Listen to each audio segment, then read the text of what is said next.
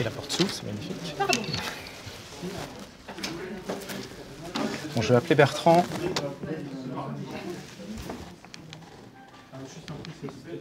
Bertrand? Ouais, salut, c'est Jean-Charles. En quoi ça consiste exactement le métier d'approvisionneur? Le métier d'approvisionneur, on doit s'assurer qu'on livre en temps et en heure et en quantité les marchandises pour nos clients qui sont pour nous nos clients internes. C'est la production, les chaînes de production et ce sont les entrepôts. On est une équipe de 10 approvisionneurs. Vous avez combien de fournisseurs dans votre catalogue? Chaque approvisionneur doit travailler avec environ une vingtaine, au moins une vingtaine de fournisseurs. Sur des matériaux plus spécifiques pour vous, j'imagine? Moi, je travaille plus particulièrement sur le domaine de l'électricité, les faisceaux électriques dans les bateaux, ainsi que la partie climatisation, plus d'autres fournisseurs sur de la quincaillerie. Nathalie? Pour la clim 182-912, qui passe à l'indice D, tu mets l'application à partir de quel bateau?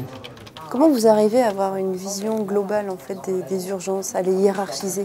En fait, on se sert de l'outil de notre ERP pour voir les dates de mise en chaîne des bateaux et donc en fonction de l'étape où ils sont rendus sur la chaîne, on peut estimer le degré d'urgence de la pièce.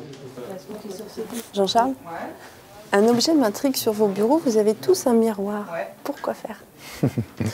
Bon, le miroir a deux fonctions, on va dire. La première, ça permet, quand on discute avec nos collègues sur des différentes problématiques, d'éviter d'avoir constamment à se retourner. Et on peut, juste en un clin d'œil, chacun en un regard se voir.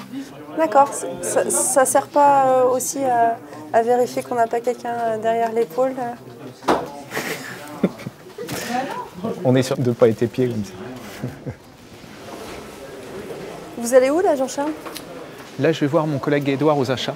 Il m'a envoyé un mail pour me dire de passer le voir. On a un nouveau produit là, de chez un fournisseur et on va le référencer. Donc il faut qu'on voit les données d'approvisionnement, etc. ensemble. Salut Édouard. Salut Jean-Charles. Je viens de voir pour ton mail pour les feux de nav. Ah bah c'est celui-là. Voilà, je te l'ai amené. Ouais. Donc ça c'est un échantillon fournisseur. Là on part sur une première commande en pré-série. Sur combien de pièces? Je pensais à une dizaine de pièces. Ouais. Et ensuite une centaine par mois. D'accord. Qu'est-ce qu'on va faire maintenant, Jean-Charles? Là on va aller au magasin du Poiré.